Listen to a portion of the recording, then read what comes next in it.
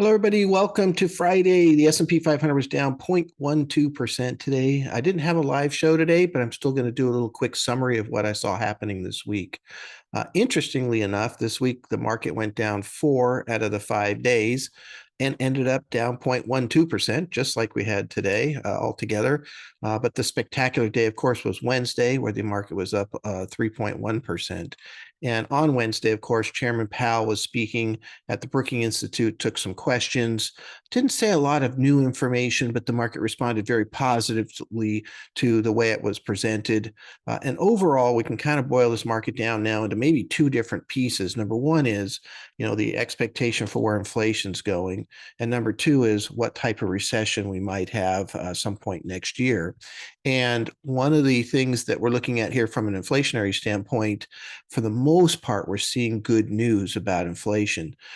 During the middle of the week, we saw the PCE index, where that's the favored index for inflation that the Fed likes. That was down more than expected. That goes with last month's CPI. So we'll see what happens with next month's CPI, which is, again, expected to be even lower than last month's CPI. So that's good. And all of these things are kind of driving the market in that regard. Today, we saw something that was negative in terms of inflation, just from the standpoint that we had more jobs created last month than expected. So there's 260,000 more jobs, and the wages went up more than expected too. This is, of course, an inflationary pressure. The big concern is that the Federal Reserve will have more room to push on rates, and they might eventually end up, bringing earnings down more than expected, or even something breaking in the economy that really causes problems for the stock market. But Chairman Powell, very specifically during his speech, talked about the labor market and how, because it's so strong, and actually consumer spending has also been pretty strong so far, he thought there was a possibility that even though they were pushing on rates, the labor market might soften some, and has softened a little, but that it's possible that you could have, inflation come back down, and the jobs market kind of supporting the economy enough so that you end up in this kind of soft landing concept, which would be ideal for the stock market.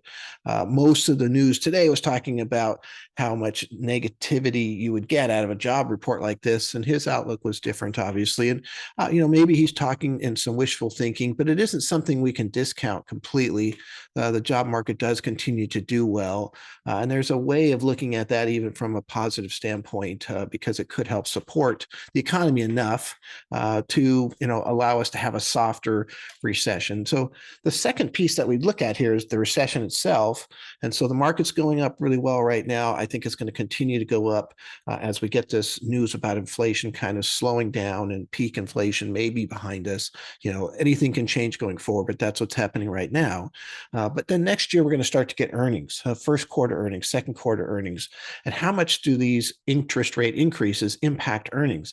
Does the market kind of have that factored in? Has it run up too far for the fact that earnings might be coming down, and then we maybe have a pullback down, maybe even to a new low based on those earnings? So that's what we're going to be watching for next year, is just kind of seeing how much impact this has had so far.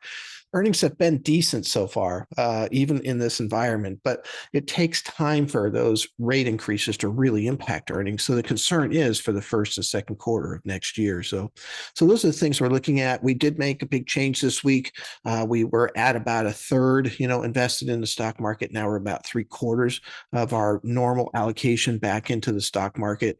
I think that this particular run, because it moved above the 200-day moving average, has now closed 3 days in a row above the 200-day moving average, is worth investing in. We'll see if this runs and continues to go, and we'll be very careful with the overall concept and the portfolios going into next year's earnings reports to see how that plays out. But that's what happened this week. I look forward to being able to see you again next week. Have a great weekend. Thank you.